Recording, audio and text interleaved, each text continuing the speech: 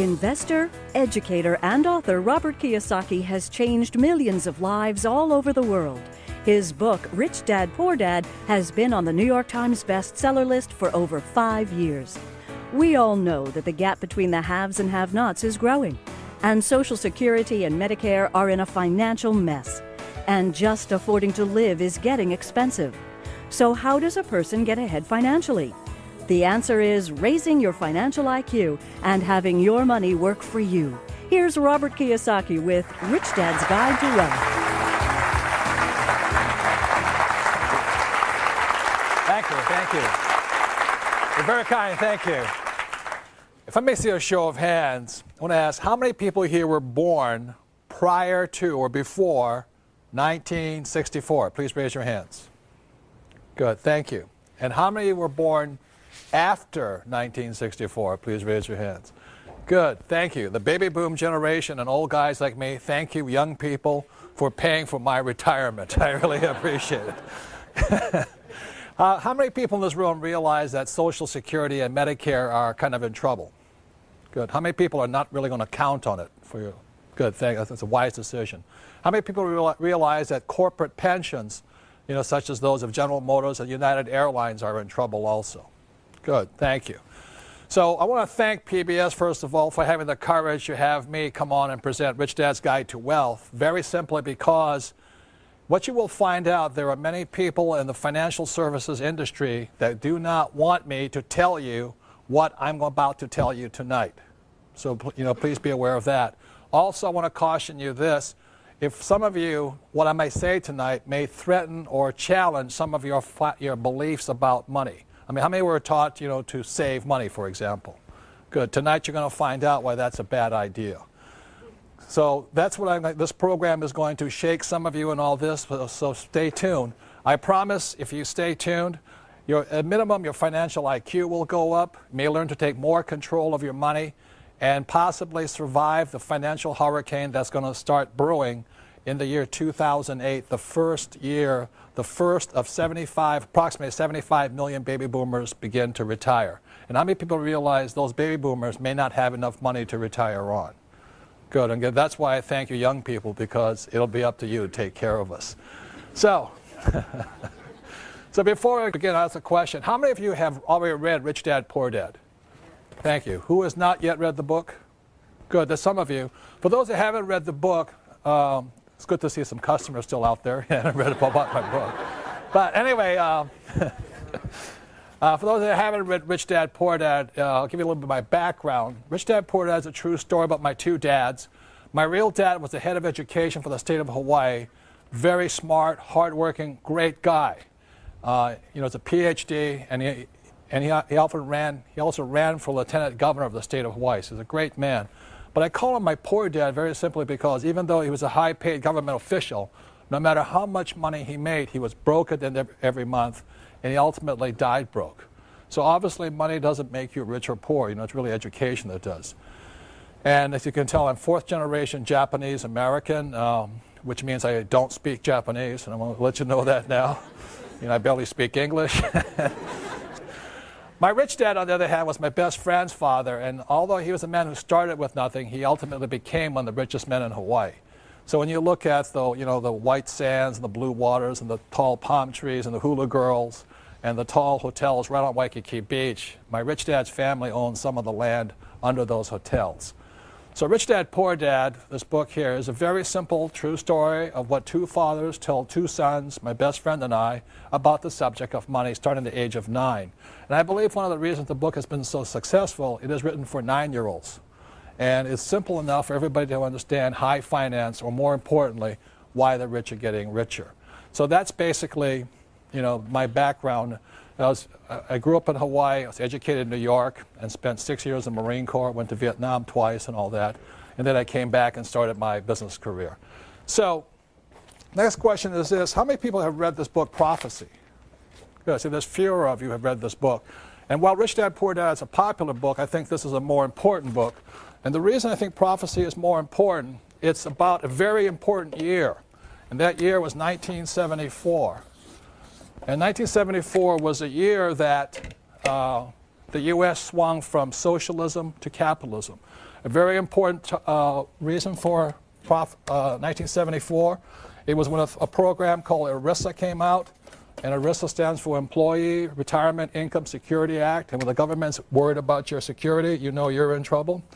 But also it led to a thing called the 401k back in the 1980s. And this is a very big change in the history of our world right now. So Prophecy came out in 2002. It was not a very popular book because it was writing about the failure of these things called 401ks and pension plans and the crash of Wall Street. So this was 2002, and then in 2005, Time magazine, just in October of 2005, came out with a front page cover saying the same thing I said here in Prophecy, that there has been a big ripoff of people's pensions. And Time magazine, 3 years later in 2005, says a great retirement ripoff. Millions of Americans who will retire with benefits are in for a nasty surprise. How corporations are picking people's pockets with the help of Congress. And that's been going on. That's why so many people are in trouble. And then one day later, the New York Times magazine came out saying the same thing Prophecy did. And it says, we regret to inform you that you no longer have a pension. And that's why USA Today came out with a statement that said, America's greatest fear is running out of money during retirement. And that's what this program is about, is why we have this problem right now and why so many people may be financially wiped out in the financial hurricane that's hitting us, and also hopefully what you can do about it so that you may be able to save your friends and family. Unfortunately, what I'm about to say tonight will not work for everybody. As you know, life is not fair, but at least you'll have an idea of what you might be able to do on this whole thing. So, going into it really quickly is the difference between, one of the reasons people are having trouble is they don't know the difference between, I still can't spell that well, wealth and being rich. I'd like to explain really quickly that my rich dad taught me that wealth is measured in time and rich is measured in money. And really quickly, the difference here is this. A person who is, when you measure wealth, for example, let's say you have $10,000 in savings and your monthly expenses are $1,000 a month, that means you're 10 months wealthy. You will survive for 10 months. That's what it means. And the reason people are afraid of what's going to come up with them is they don't have enough wealth. They're afraid of running out of money during retirement. And what rich is trying to measure their lives in money.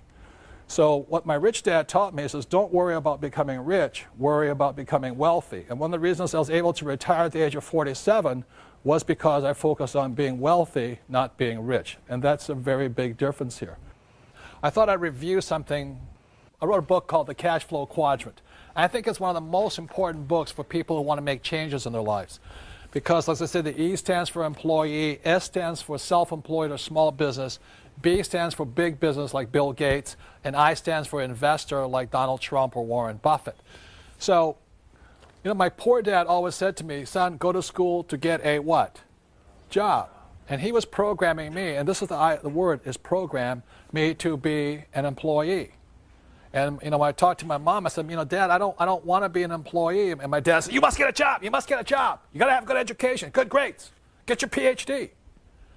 I went, oh my goodness. And my mom says, don't argue with your dad. If you want to be rich, go to school to become a doctor. An S, specialist. And I said to my mom, there's only one problem, Mom. She says, what's that? Doctors are smart. She says, you have a good point there. Don't be a doctor.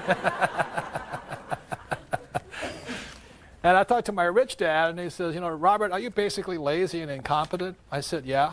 I said, good, you'll do well in business.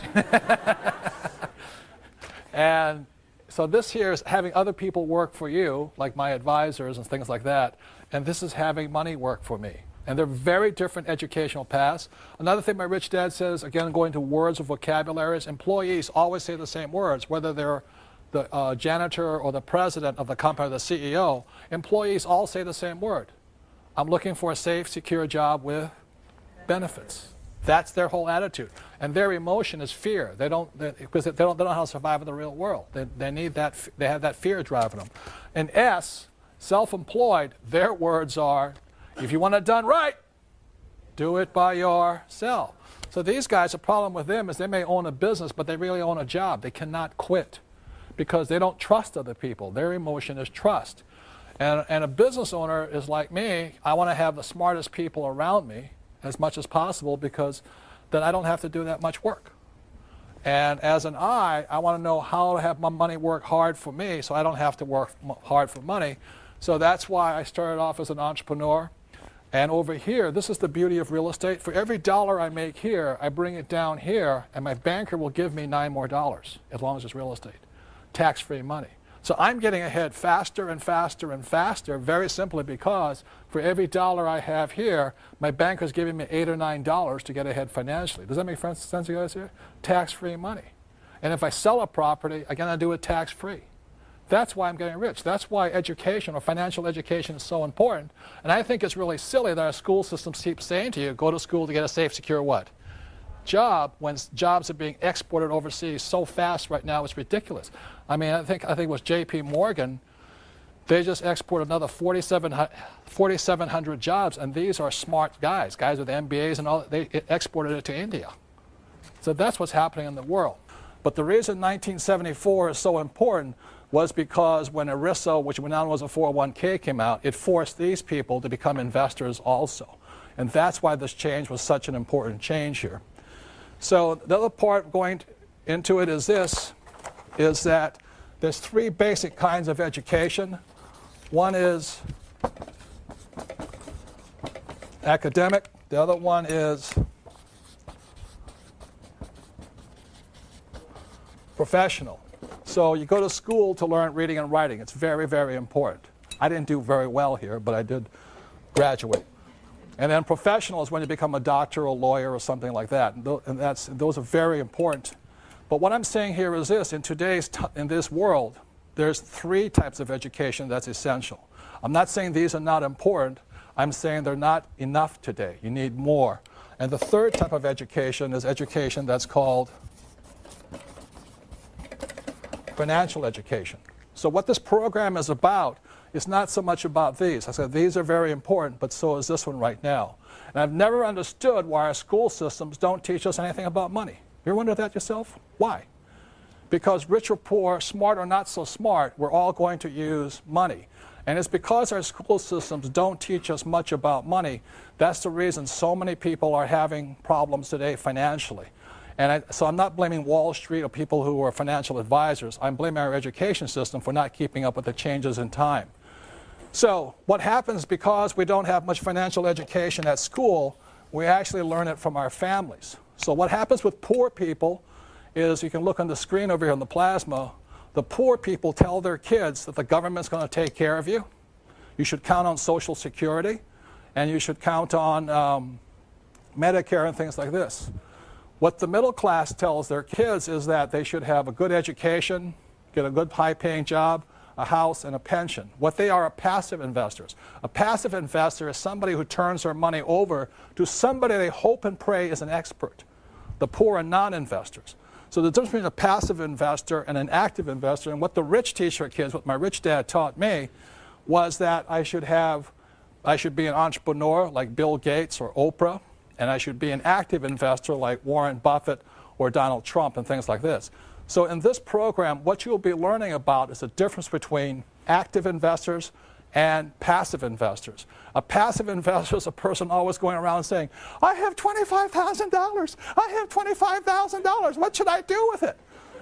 And the first thing I say, if I were you, I would keep your mouth shut, you know? Because if you go around telling people you have $25,000 and you're a moron, somebody will tell you what to do with that money, and they're going to tell you, give it to them. Does that make sense, you guys here? So that's what this program is about, is so that at least you can tell the difference between a good financial advisor and a bad one. Because if you don't know what you do with your money, somebody else does. So when we come back, I'll be teaching more about financial education and the secret words that can change your life. Thank you.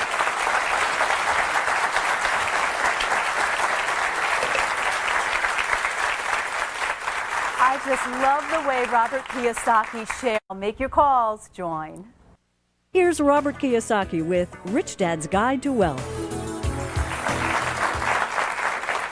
So as a quick reminder, what we covered in the last part was in 1974, the United States changed, or the world changed actually, from socialism to capitalism.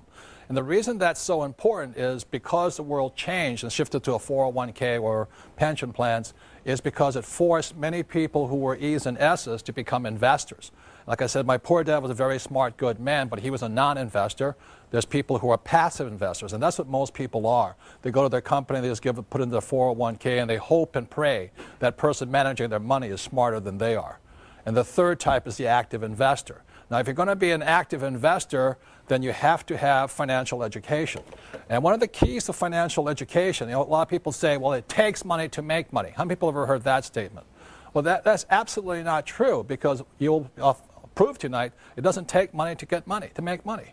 What it begins with is a thing called words or vocabulary. The English language has approximately 2 million words in it.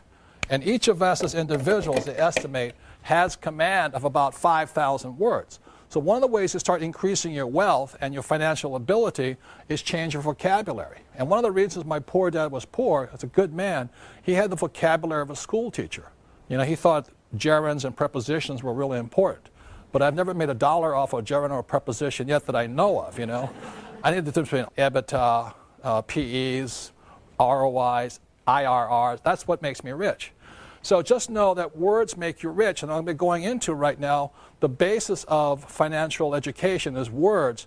And this here is a thing called the financial statement. As my rich dad often said to me, you know, this is your report card when you grow up. When you leave school, as my rich dad said, his banker has never, ever asked to see his report card yet. You know, a banker never said, say, Robert, can you tell me what college you went to? Are you an A student? Are you a B student? They never asked that. If you're a professional investor, they will ask you for something called a financial statement. If you're a non-investor or a passive investor, like a 401k, they'll ask you for a credit report. So to begin becoming rich, you must have one of these. I mean, it's a must. These people have credit reports. These people have financial statements. There's very, very big differences here. So let's begin with words here. And one of the biggest words that people have mistaken on the wrong definition for are these words here, assets and liabilities. How many people have ever heard people say, my house is an asset? Good. That's using the wrong definition. That's the problem. So I'll give you the definition my rich dad gave me. You won't find this in the regular dictionary because it's a very simple definition, because this is the guide to wealth. A definition of an asset is something that puts money in your pocket whether you work or not. That's very simply it. Okay? So when you look at this financial statement, this is income statement and balance sheet, and there's one more form that I'm not an accountant, but basic accountancy requires. It's called the statement of cash flow. And what that shows you here is this. Assets are putting money in your pocket. So for example, I have a house, and every month, let's say I collect $100 from after paying all my expenses, the house is an asset. But if the house goes unrented, and every month is now costing me money, that same house is a what? Liability. So this is the cash flow pattern of a liability. So when a person says their house is an asset, I then ask them, I say, is that house putting money in your pocket? They say, oh, no, but it's gone up in value. That shows lack of financial intelligence or financial IQ, okay? I'm not saying don't buy a big house. I'm not saying any of that stuff. I'm just saying don't call a liability a what? Asset. And that's the problem, is using the wrong word for the wrong thing here. Or I could have a car. If I use a car as a taxi and every month it put $1,000 in my pocket, it's an asset. But I have my BMW here and it's costing me $1,000 a month, it's a liability. So that's very simply it. So don't call asset or liabilities assets, and that's where people get in trouble. The next thing, like I said, my banker has never asked me for my report card yet, and my banker, if I'm going to borrow a lot of money from them, they want to see my financials. And what a banker is looking for is your financial IQ. They don't care how your academic IQ. They want to see how smart you are with money. And it's not that I wear nice clothes and have a nice watch and have a nice house and a nice car. A banker doesn't care, because how many people know people who are looking good but are flat broke? You know what I'm talking about here? So, and that's the big problem here. So when a banker looks at this thing, The banker is looking again at cash flow. So when a banker looks at this, let's say the person has a job, the money comes in and the money goes out. They look at that, that's a cash flow pattern of a poor person. If they don't change their pattern, they'll be poor. It is not how much money you make. It is how much money you spend is the issue here. For example, I have a doctor friend. He makes about $400,000 a year. He's very proud. He has no debts. He's one of those people that think that debt's bad, and that's really moronic. But anyway. But he makes $400,000 and he spends $400,000. So even though he makes a lot of money, he has a cash flow pattern of a what? Poor person. What the middle class generally tend to do is the first thing they want to do is have a big house, and they have a thing called a mortgage. And the definition of mortgage comes from the French word mortier, which means death. That's what it means, So what happens? They have a mortgage, got the nice BMW or Mercedes, so they're looking good, but going broke, So when a banker, they come in with their nice suits and all this, the banker looks at it and goes, I can see your cash flow pattern is this. And this is the cash flow pattern of the middle class. It's working hard and going broke. They never get ahead. They buy big houses, they do home equity loans, and they think they're Donald Trump with real estate investors. All they got is a big house they're in debt to. A lot of people use their house as an ATM machine. Every time it goes up in value, they borrow the money out. That is really a loser's point of view there. That's not, the bankers love you because you're greatly in debt, but that's not a way to get ahead. And this is the cash flow pattern of a rich person. They have assets here. And so generally what it is they have a business, they have real estate, and they may have dividends from stocks and bonds and stuff like that, or interest. So those are assets. So oftentimes I ask people, think about it this way. If you stop working today, let's say you're married, you have a spouse, if you stop working today, how much money keeps coming in your pocket? And how much money keeps going out? All the things that are taking money out of your pocket are what? Liabilities. And anything putting money in your pocket is an asset. So the reason my wife and I could retire is very simply we have money going like this. This means we're wealthy. We don't have much in savings and all that, but every month it's hundreds of thousands of dollars going like this. And that's how you get wealthy. Just have assets that produce money every single month. When I did this program in Singapore, I asked people to raise their hand and say, would you mind telling me some of the assets you have? And this woman raised her hand. She says, yes. She says, my best asset is my husband. And I said, ma'am, I'm talking about non-human, inanimate objects. She says, that's him. But he makes lots of money for me. I'm not talking about human beings. Slavery has been abolished for a while here and all this. So everybody understands the difference between assets versus liabilities, the cash flow pattern, and that's why bankers do not ask you for your what? Report card. They want to see your financial statement. If you have a good financial IQ, they'll give you lots of money. If you have a bad financial IQ, they'll give you a credit card or a home equity loan. That's the difference here. And years ago, I went to Sunday school. I'm not a Bible scholar. I'm not pushing religion on anybody. But I remember the story of the rich man. I think he had 3 sons or something like this. And he gave one son X amount of dollars, the second son X amount of talents, he called them, and then the third son talents. And the first son blew it, got rid of all his money. And he said, okay. The second son came in and said, what you do with the money? And the son said, I buried it. And then the third son multiplied it. Came back with, gave him $1,000, came back with $5,000. And at that point, the father, or whoever the guy was, took all of the money and gave it to the what? The third son, who multiplied the money.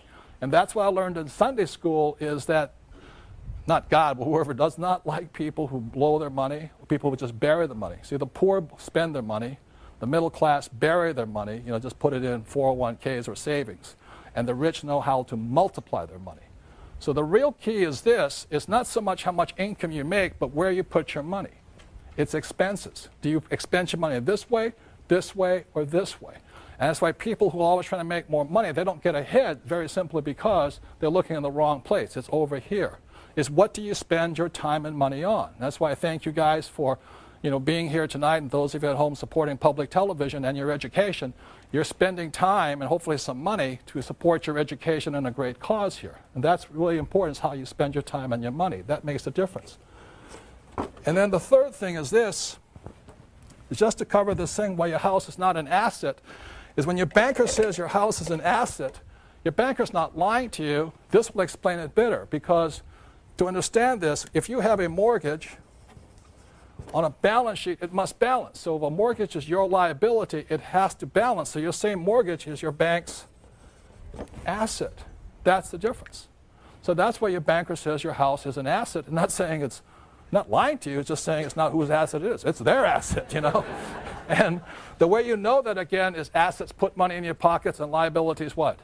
Take money from your pocket. So when you look at this, money comes in, money goes out, goes in here, and comes back here.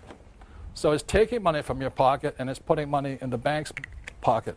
And that is basically, you know, why your banker says your house is an asset. And why it's very important to understand the definition of the word you're using. Don't just use a word, because if you keep saying your house is an asset when it's a liability, or you say your car is an asset when it's really a liability, and your vacation to Hawaii is an asset versus a liability, or your home equity loan is an asset, you're not going to make it. Does that make sense to you guys here? But what most people tell you is this. Repeat after me. Work hard, save money, get out of debt, invest for the long term, and diversify. How many people heard this? Okay?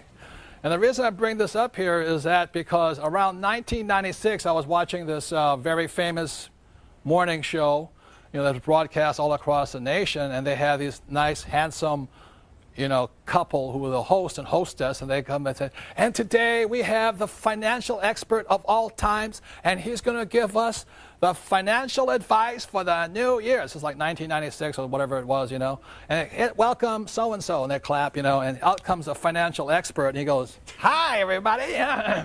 What I recommend for this year, 1997, is work hard, save money, get out of debt. I can't even do it straight. Invest for the long term and diversify. And the host go, oh, that is so brilliant. Oh, thank you for your infinite wisdom on this. On financial, we thank you. The next year, they invite them back, same thing. And for the new year, I recommend you guys what?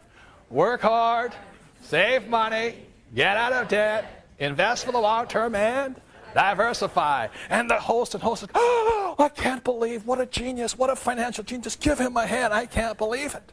Every year, same guy, same message, same advice. They think it's brilliant.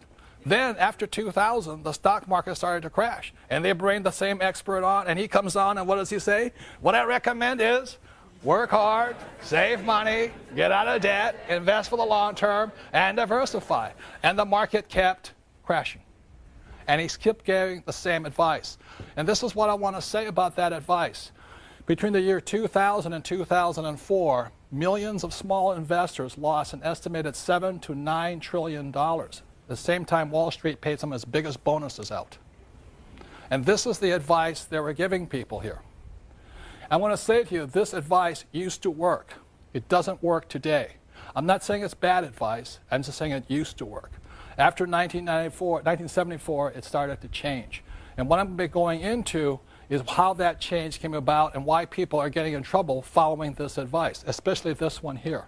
Because you're going to find out the most risky of all investments are savings, stocks, bonds, and mutual funds. They are the riskiest of all investments. But most people think they're safe. And that's what you'll find out, and that's why I thank public television for allowing me to say what I'm going to say, because there's many people, as I said, in organizations who do not want me to tell you what I'm about to tell you, and all the little people they hire who are financial experts, but they're not really financial experts. Do you realize most of financial experts are not I's, they're really E's and S's. They're salespeople. And I'll be going into some of those differences. Okay?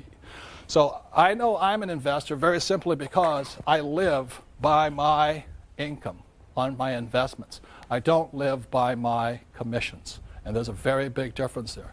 So going into it, the reason work hard is obsolete advice is because in 1943, the U.S. government punished anybody who was an employee. After 1943 was a thing called the Current Tax Payment Act. At that point, anybody who was an employee, the government got paid first.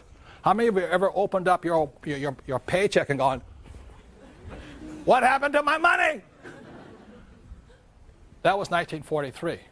So the problem with being an employee and working hard is the more you work and the more money you make, you go up in tax brackets. So you don't get ahead. These guys here are taxed heavily.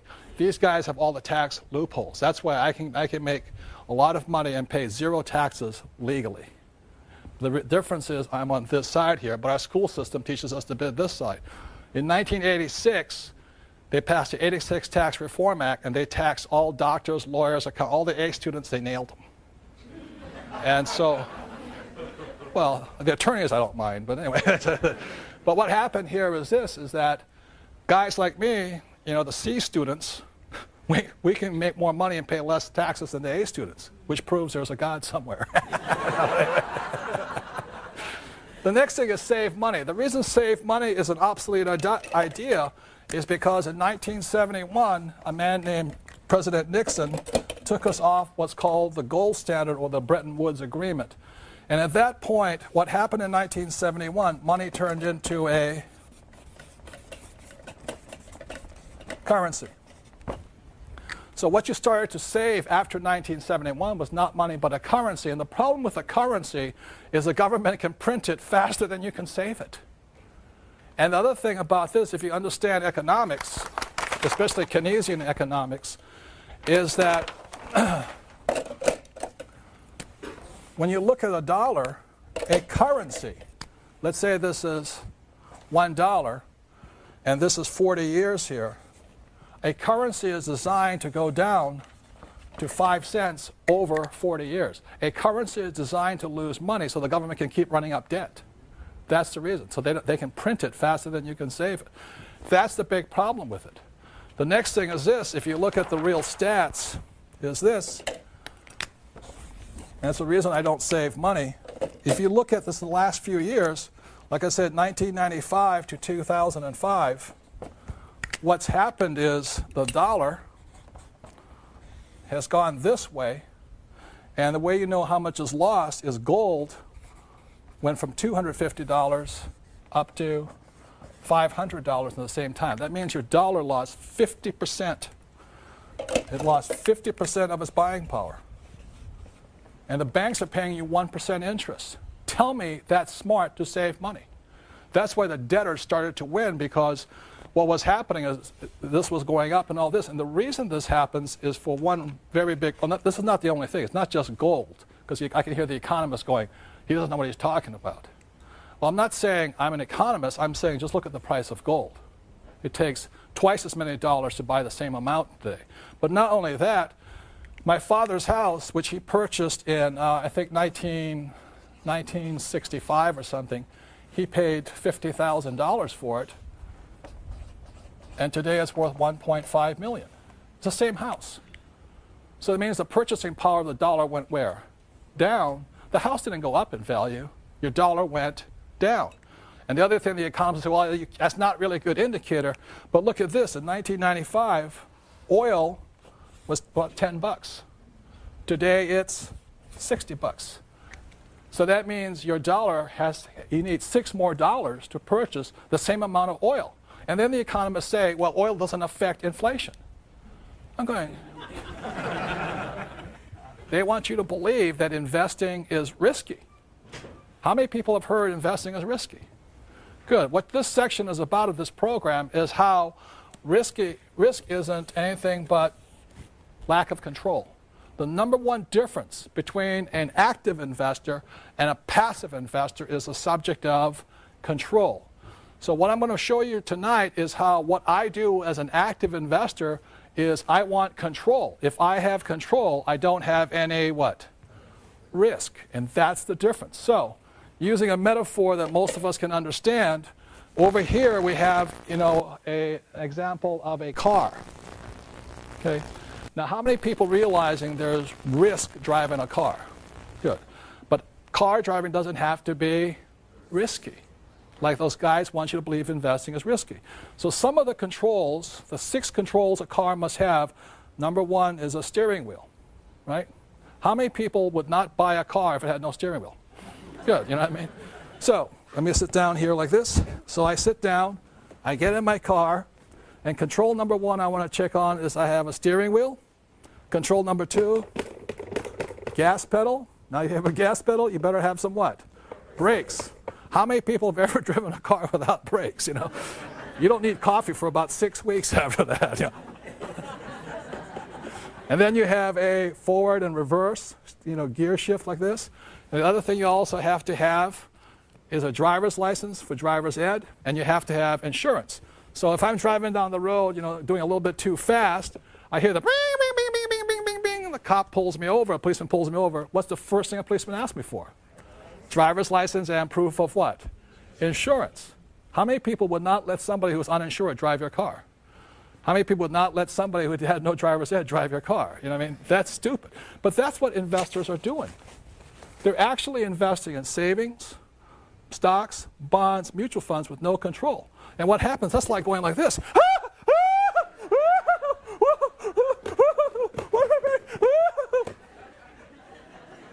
And that's why they think it's risky. Now, this is the worst part. Guess who else has no control? Your financial advisor. Your financial advisor. Diversify, diversify, diversify. Or what they do is this, is they go, I predict that, I predict this, I predict that. That's the kind of financial advice most people are getting. That's risky. That's not what I do. I want control. So, let me help get out of this wreck right now. So when I'm as an investor, I want 6 controls too. If a car has 6 controls, I want 6 controls as an investor. Control number 1, you look on the screen over here, is I want control of my income. Control number 2, expenses. 3 is asset value. 4 is liability. 5 is I want financial education or management. And 6 is I want insurance. Those are the 6 controls I want as an active investor. So when we come back, what I'm going to talk about is one of the ways to get rich is find that native genius that's well inside each and every one of us. And that's what the next section is about. Thank you very much.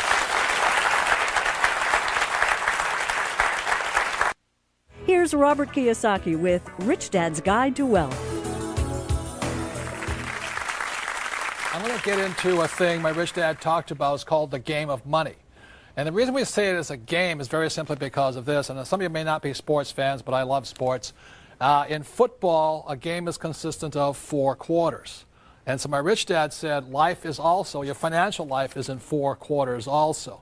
So if we can have it up here on the prompter, on the plasma, the game of money, we have a thing called the pregame show. Okay, and the next thing is we go into the first quarter. So age 25 is generally when most of us kind of get out of school and we sort of figure out what we're going to do. So age 25 to 35 is the first quarter. And the way we come up with this is 10 years is because our working life is generally 40 years long, 25 to 65, right? So the first quarter is 25 to 35. Then what happens, second quarter is 35 to 45. Got it? Things like this. And by then, you should be married, or if you want to be married, your career should be taking off, and you have a house, and a little bit in debt, and all this stuff. And then we go into halftime, And at that point, sometimes in our lives, it's called midlife crisis, We say, oh my goodness, I'm not getting ahead, I'm not getting promoted, I'm not getting ready, and a panic sets in. And then we go into the third quarter, which is 45 to 55, okay? And then ages 55 to 65 is the fourth quarter. And if you haven't acquired enough wealth, like I talked about, this between wealth and being rich. Wealth is very simply measured in time. So we have recurring income coming in for as long as you live here. So if you don't have enough recurring income from wealth, you go into what's called overtime.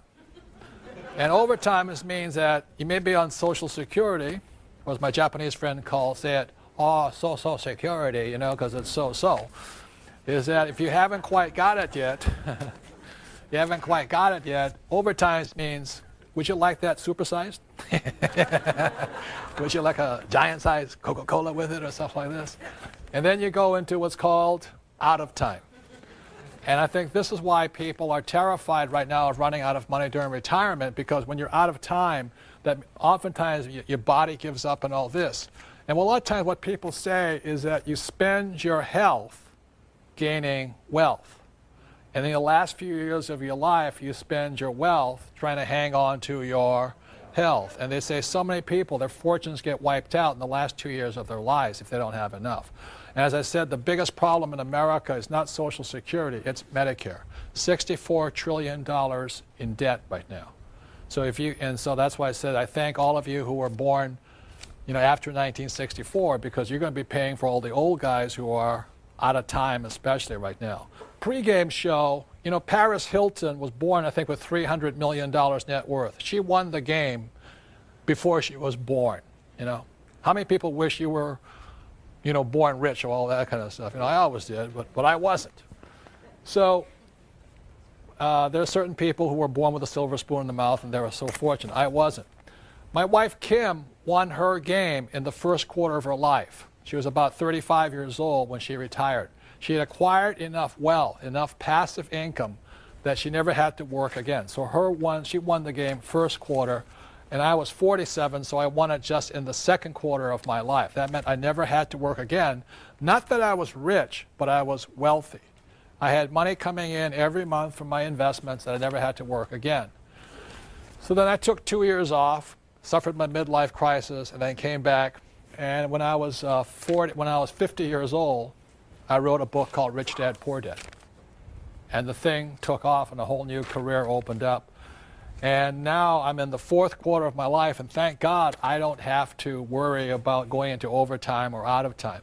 Because acquiring wealth is just fun for me. I love investing. It's not frightening. It's control. I have all that. Does that make sense, you guys here?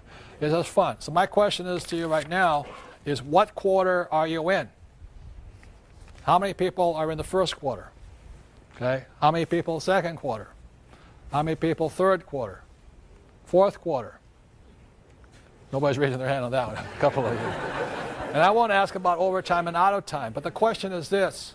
Sometime, like it or not, every single one of us needs to win the game. Regardless of who you are, we need to win the game. If we don't, we go into this part over here. So with that, I want to bring up my sweetheart, my darling, my best friend. It's almost 20 years of marriage right now, and that's my sweetheart, Kim.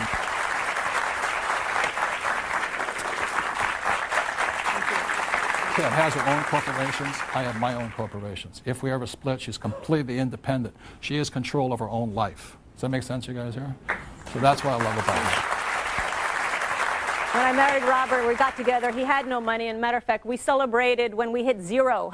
That's how far down we were. Robert's been talking about control, and I love to encourage women into this world of investing, because I think so many women today feel out of control when it comes to money, when it comes to their financial freedom and their financial lives.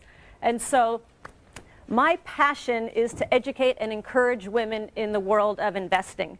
And the reason why I'm so driven kind of comes from an incident that happened many, many years ago.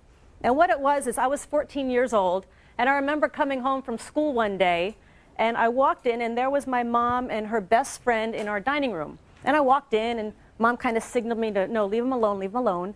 And so I walked away into the kitchen, and I listened to the conversation, and my mom's friend was very distraught. She was crying, she was upset, and it turned out that her husband was leaving her for a younger woman.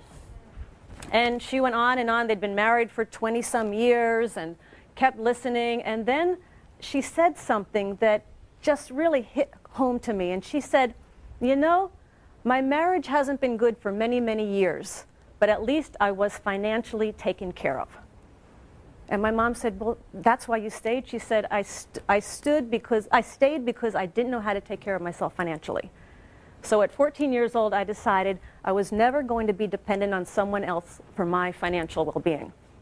And that was a decision, and that's why I'm so driven now to encourage women into this game as well. And so when Robert talks about control, I really believe that it's time that women today take control of their financial lives. I think it's crucial. I don't think it's a luxury or a good idea anymore. I think it's something that has to happen. And, you know, the times have changed. And what worked for our mothers and our grandmothers is not necessarily going to work for us and our daughters and our granddaughters. And I came across some startling statistics recently that show how much times have changed. For example, in the US, 47% of women over the age of 50 are single, meaning they are responsible for their financial well-being. And many of us have heard the divorce rate. 1 out of 2 marriages ends in divorce. So if she was depending on Prince Charming to take care of her, well, and who usually ends up with the children? The woman. So the woman is now responsible for herself and for her children. And the first year after a divorce, on average, a woman's standard of living drops 73%. And for any of you that are concerned about your mothers or your grandmothers, of the elderly living in poverty, 3 out of 4 are women. But the amazing thing is 80% of those women were not poor when their husbands were alive. So what the statistics are telling me is that as women, especially as we get older, we have not been prepared, we have not been educated to take care of ourselves financially, and now is the time to do that. And it doesn't take a lot. It's really just through education, and that's why I'm so happy to be part of this program on PBS, because they're all about education. And to get started in this world of investing, it takes education. Start small, make mistakes. You're going to make mistakes. Put a little money down. You'll be amazed at how smart you get when you put a little money down on an investment. Your education goes through the roof. So again, it's just about education. And just to let you know, it's not rocket science. I don't have a special degree. It doesn't take any special type of formal training. When I started in investing, it was in 1989, and Robert came to me, said, "It's time you start investing." And I'm like, I don't even know what the word means. And so he started to teach me what his rich dad taught him about investing. And I went out, and I'm stumbling along trying to figure it out, and finally I came across this little 2-bedroom, 1-bath house in a place called Portland, Oregon. And I signed the papers, and I got the deal, and I'm doing all my due diligence now, and I'm checking it out to see if I'm going to do it or not. And I'll tell you, I was scared to death. What if the tenant moves out? What if the plumbing breaks? What if I lose money? What if? I was scared to death. And what happened is when it came time to close the papers, to sign the papers, my hand was shaking so bad they couldn't even make out my signature. But the other thing that happened is my fist was so tightly clenched around my $5,000 check that I had to part with that they thought they'd never get it. But I did that deal, and I went on to do the next deal and next deal, and I kept learning as I went. And what it came down to is today I control millions of dollars worth of real estate and worth of property. But it all came down to, it started with a little education, and it started with that first step. So I just want to say, again, I so encourage women in this game of investing. It's not difficult. It takes some time. It takes some effort. It takes some education. But the freedom, for me, when I understood this game, my self-worth went up. My confidence went up. I knew for the first time that I could take care of myself. I didn't have to depend on Robert. I didn't need Robert. I wanted Robert, but I didn't need him. And that made a huge difference. So one final statistic. Only 20%, studies show that only 20% of baby boomer women will be financially secure in retirement. That means 80% of us will not. So again, I thank you for being at this PBS show, because by being here, you're getting yourself educated, and all it takes is education and some action, and you can be easily be part of that 20% who's secure and in control. Thank you.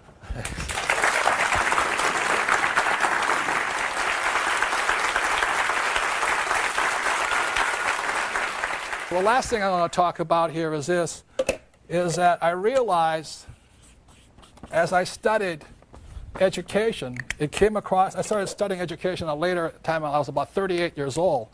And I realized that each and every one of us was a genius, except in school. There are certain people, like I had a classmate who was considered a genius in school. This guy could do quantum physics and all that when he was in kindergarten. The trouble is he couldn't tie his shoelaces. How many people knew people like that? They're absolute, and they are geniuses in school, but in the real world, they're incompetent. This guy didn't know his left hand from his right hand. We used to play baseball, and I said, how can he be a genius? He doesn't know. He could never figure out what the glove went in his left hand or his right hand. but he was a genius. You know, I said, how can he be a genius? He can't pitch, can't bat, you know, things like this. So I started to realize that genius, that every one of us had it. And what genius stands for is this here.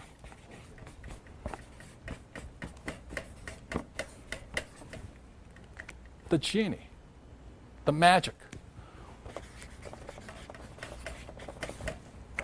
And so what I say to this is this. You know, God created every animal on earth, every species, to have a special advantage. For instance, birds can fly, cheetahs run fast, and cockroaches, you can't kill them. You know?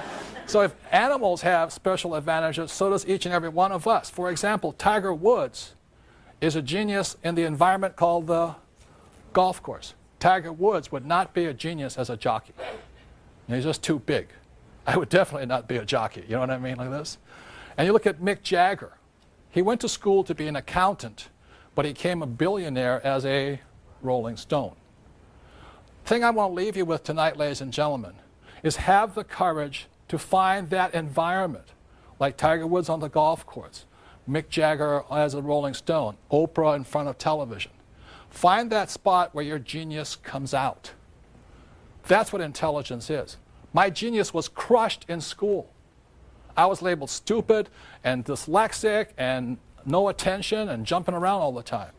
Also, my genius did not come out in the corporate world. I do not like being told what to do and kissing you-know-what to get the corporate ladder. I do not do that stuff well. I do well on the streets. Does that make sense, you guys here? That's where my genius came out. And the other thing is that I flunked out of school twice because I could not write. And I do not read that well yet. But only, you know, no, it's true. I flunked when I was 15 and I flunked out when I was 17. And today I have one of the top 3 books in the history of the New York Times. I've been on the New York Times bestseller list for over 5 years now. Only 2 books have beat me. One of them is The Joy of Sex. That might take a while to beat. So when I flunked out of school, you know, and now I have a New York Times bestseller for 5 years, I'm still a lousy writer. People say, you can't write. I say, you sound like my English teacher. You know, I did graduate. I have a Bachelor of Science degree and all that. I went to a very prestigious school here in New York. But the point here is this. That's not, you have to find where your genius comes out. That makes sense, you guys here? And after I flunked out of school and then this book became, I was scarred for the longest time. I really thought I was stupid. It pained me. Here's my father, the superintendent of education, and his son's a moron. You know what I mean? It's all this. So what I'm thinking about, if those school teachers are still alive, I'm going to look them up on 1-800-SEARCH or something. I'm going to find their names. I'm going to mail them a copy of my book, page by page, say, here it is. But the point here is this. I didn't find what I was good at until I had the courage to find the environment where my genius came out. Does that make sense, you guys here? And I ask you to do that. Intelligence is don't do as you're told. Go where you know your genius can come out. It's not easy. Tiger Woods practices like a wild man to get his genius to come out. I practice I write like crazy. I'm not a good writer. Does that make sense, you guys here? It's not easy. If you think it's easy, this is not it. But you and every one of you at home, you need to find, or I recommend finding where your genius lies. What environment do you come the best in? Because if you look at this picture over here of this young boy, I think this is really it. That's really what it is. Every child is born with a genius. I did not know when I was 9 years old playing Monopoly that I was seeing the future. When I played Monopoly, I saw that I could become a rich man. Whereas my poor dad kept saying, go back to school. So I'd like to leave you with this. Have the courage to find that environment. The magic lamp is your environment. Tiger Woods, golf course. Mick Jagger, Rolling Stone. Oprah, television. Have the courage to find that environment where you rub the magic lamp and your genius comes out. The most important thing is do what you know God gave you the best genius for. Thank you very much. I appreciate it.